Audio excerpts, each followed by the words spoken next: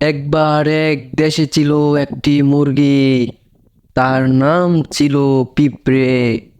সে একদিন চিন্তা করলো, আমি এখন থেকে আর মুরগি থাকবো না, এখন থেকে আমি পাখি হয়ে যাব।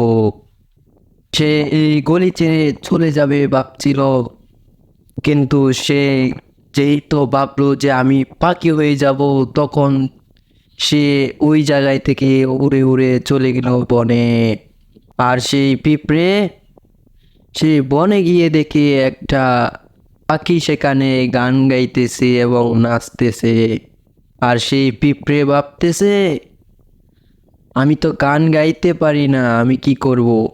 সে এই বনে গিয়ে পাখির মতো উঠতে লাগলো, কিন্তু সে বারবার পড়ে যায়।